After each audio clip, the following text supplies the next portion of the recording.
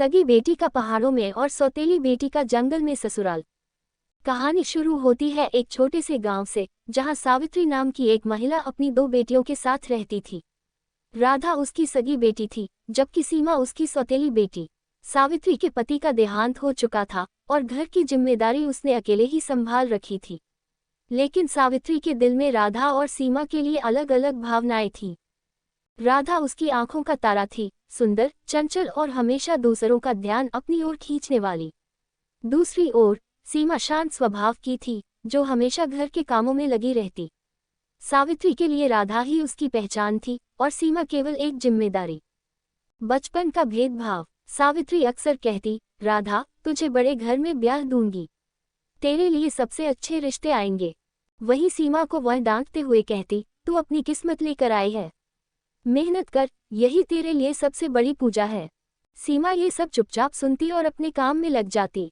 उसकी आंखों में अपनी मां का प्यार पाने की चाहत थी, लेकिन समय के साथ उसने यह मान लिया कि शायद उसकी किस्मत में यह नहीं लिखा।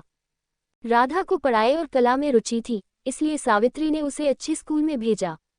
दूसरी ओर सीमा को स्कूल भेजने का सवाल ही नहीं उठता था। वह घर के काम और खेतों में अपनी मां का हाथ बटाती थी।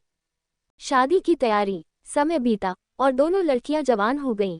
सावित्री ने राधा के लिए एक अमीर परिवार में रिश्ता तय किया। लड़का पहाड़ों के एक बड़े घराने से था।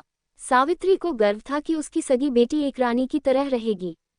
राधा, तेरा जीवन अब बदलने वाला है। पहाड़ों में तेरा घर होगा और सब तुझे सर आंखों पर बैठाएंगे, सावित्री ने राधा से कहा।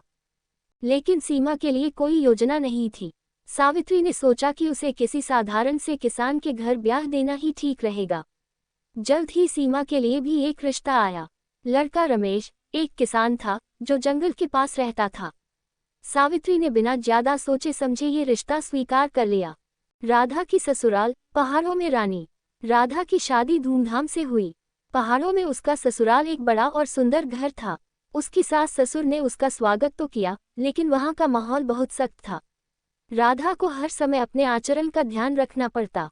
वह ठंडी हवाओं और ऊंचे पहाड़ों की सुंदरता से तो प्रभावित थी, लेकिन उसे वहां का अकेलापन और कठोर नियम पसंद नहीं आए। यहाँ तो सब कुछ है, लेकिन मैं खुश नहीं हूँ।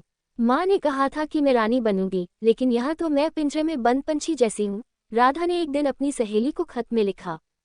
सीमा की ससुराल। जंगल में एक नई शुरुआत।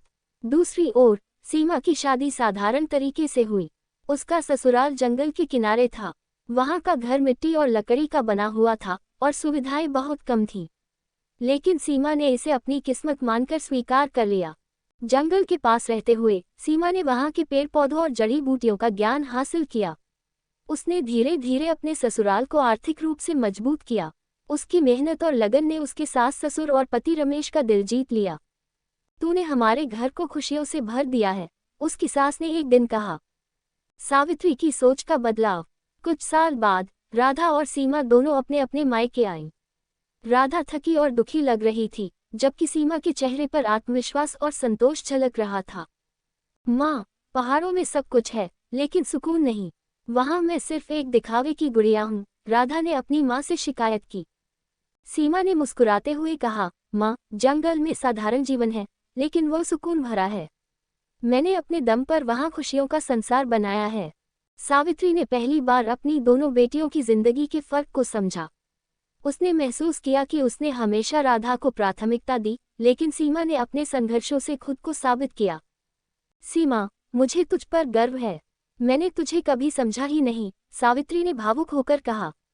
अंत और सीख। सावित्री ने दोनों बेटियों को गले लगाया और कहा, सच तो यह है कि खुशियां बाहरी चीजों में नहीं, बल्कि मन की संतोष में हैं। तुम दोनों ने अपनी अपनी जिंदगी में जो पाया है, वह तुम्हारी मेहनत का नतीजा है।